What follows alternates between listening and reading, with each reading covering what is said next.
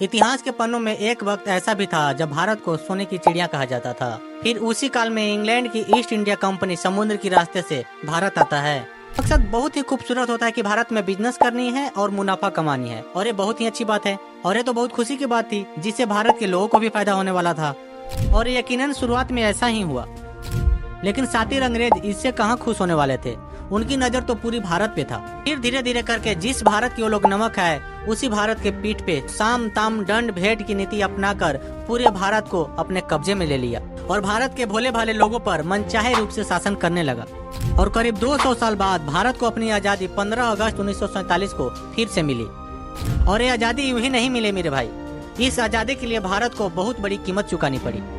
वैसे तो भारत में अंग्रेजी हुकूमत के खिलाफ अनेकों आंदोलन किए गए, जैसे खिलाफत आंदोलन, असहयोग आंदोलन, भारत छोड़ो आंदोलन। और इस सोने की चिड़िया कहे जाने वाले भारत को आजाद कराने के लिए अनेकों वीर सपूतों ने अपनी प्राणों की आहुति दी, जैसे शहीद भगत सिंह, राजगुरु, सुखदेव। लेकिन कहते हैं ना कि भारत देश तो वीरों की भूमि है, और इस वीरों की भीड़ में हम आज भी कुछ ऐसे स्वतंत्रता सेनानी के बारे में नहीं जानते जिनके बारे में जानकर, सुनकर और पढ़कर आप यकीन मानिए युवाओं के साथ साथ बड़े बुजुर्ग के खून में एक नई एनर्जी और एक नई दिशा देने के लिए काफी। इस वीडियो में हम उन्हीं अनेकों वीर सपूतों में से एक शहीद वीर हरदेव नारायण सिंह के बारे में जानेंगे, जिनके बारे में भारत के 1% लोग भी नहीं जानते होंगे। आखिर कौन थे शहीद वीर हरदेव नारायण सिंह, जिनका इतना बड़ा भारत के लिए बलिदान देने के बाद भारत के 1% लोग भी उनके बारे में नहीं जानते। 1922 की जब कांग्रेस पार्टी एक प्रस्ताव लाती है कि अंग्रेजों के खिलाफ संपूर्ण भारत में कानून भंग आंदोलन करने की, और कैलकुलेशन किया जाता है कि इस आंदोलन को कंप्लीट करने के लिए 25,000 स्वयंसेवक और 25 लाख रुपए की आवश्यकता पड़ेगी, जिसके लिए भारत के विभिन्न राज्यों में अलग अलग लीडर को भेजा जाता है ताकि वो लोगों को हायर कर सके इस आंदोलन के लिए, लोगों से पैसे डोनेट ले सके इस आंदोलन के लिए। और लेकिन जितना अंदाजा लगाया गया था दोस्तों, उतना हुआ नहीं। जहां 25,000 लोगों की जरूरत पड़नी थी वहां सिर्फ 5,000 लोग पहुंचे, और जहां 25 लाख रुपए की आवश्यकता पड़नी थी वहां सिर्फ 50,000 रुपए ही पहुंच पाए। इतने उतार चढ़ाव होने के बाद भी कार्यकर्ताओं की हिम्मत थोड़ा सा भी टक से मक्स नहीं हुआ, और जितना व्यवस्था हो पाई थी उतने में ही आंदोलन को कंटिन्यू किया गया। तो रही थी पूरे भारत में आंदोलन करने की, और इतना उतार चढ़ाव होने के बाद भी किस मिट्टी के लोग बने होंगे जिनकी हिम्मत थोड़ा सा भी टक से मक्स नहीं हुआ।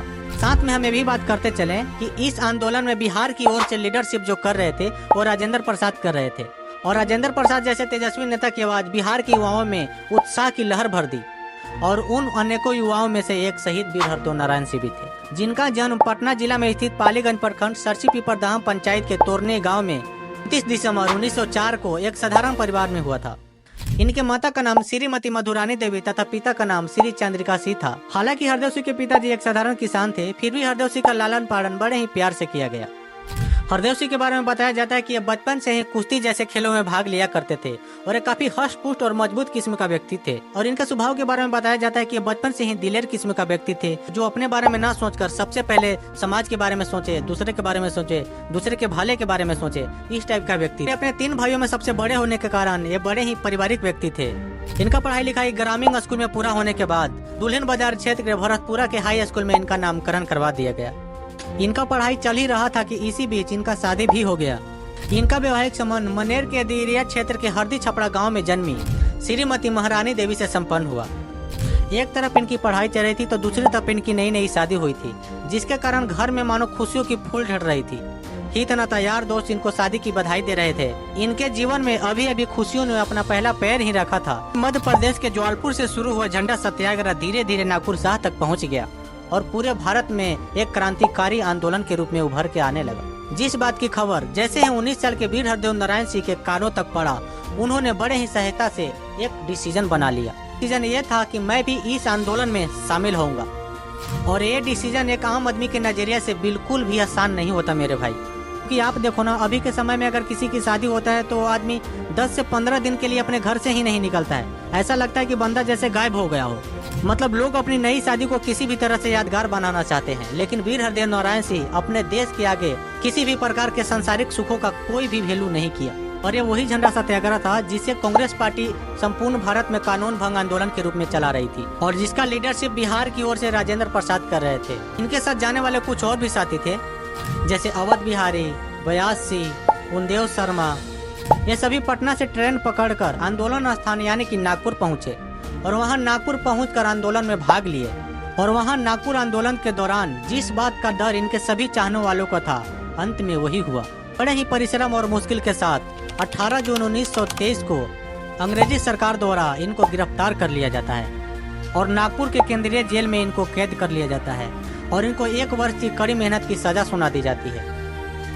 हालांकि वीर हरदेव नारायण सिंह शारीरिक रूप से हष्ट पुष्ट और मजबूत थे, लेकिन नागपुर जेल के गलत खान पान और कठिनाइयों के कारण इनका तबीयत धीरे धीरे करके खराब होना चालू हो गया।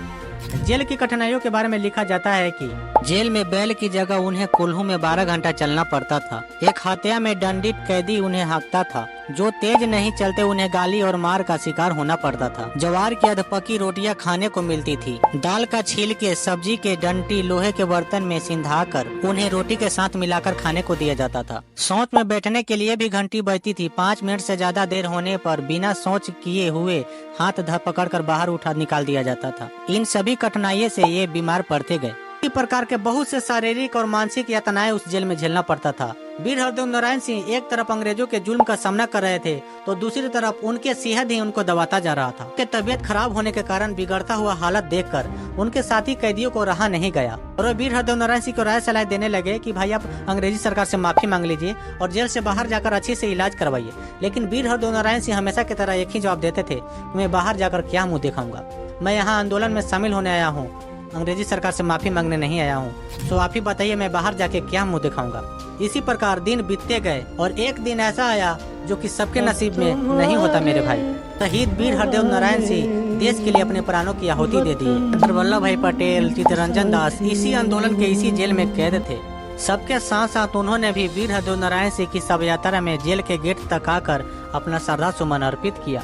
इस आंदोलन में बिहार की ओर से लीडरशिप कर रहे राजेंद्र प्रसाद तथा विनोबा भावे ने अपने हाथों से शहीद वीर हरदेव नारायण सिंह का अंतिम दाह संस्कार किया। वैसे तो इस प्रकार इस आंदोलन में हजारों सत्याग्रही गिरफ्तार किए गए, लेकिन वीर हरदेव नारायण सिंह की बहादुरी के खिस्से जहाँ जहाँ पहुँचे, जहाँ जहाँ लोगों ने सुना, उनकी वीरता को सम्मान किया। इनके ग्राम तोरनी में इनके परिजनों की जैसे ही इनकी शहादत की बात पता चली, इसके बारे में हर जगह मेंशन किया है, जिसके बारे में कई जगह बुक में भी लिखा गया है कि इनके पिताजी अपने पुत्र के याद में जिधर भी जाते थे अपने कंधे पे तिरंगा झंडा लेके साथ में जाते थे। और ये बात बताते हुए मुझे काफी गर्व महसूस होता है कि जिस गांव से शहीद वीर हरदेव नारायण सिंह थे उसी गांव में मेरा घर है और मैं भी तोरनी गांव का निवासी हूं।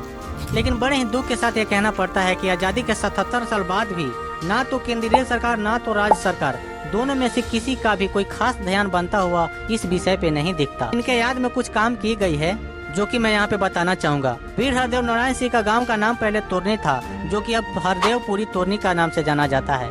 बस इनके गांव का नाम चेंज कर दिया गया है। वो तो भला हो इनके वंशज कमलेश सिंह और आदरणीय गोपाल सिंह जी का, जिनकी कड़ी मेहनत और भाग दौड़ के कारण की कम से कम मूर्ति स्थापित हो पाई है। अगर इनके जैसा मेहनती व्यक्ति नहीं होते तो इनके वीरता की किस्से कहानियाँ इतिहास के पन्नों में ही दब के रह जाती शायद। भले ही सरकार इस बात पे ध्यान ना दिया हो, लेकिन मैं चाहता हूँ कि आप इस बात पे थोड़ा सा ध्यान दें और आप इस वीडियो को हर उस व्यक्ति के पास शेयर करें जो कहता है कि मैं एक देशभक्त हूँ, मुझे देश से प्यार है।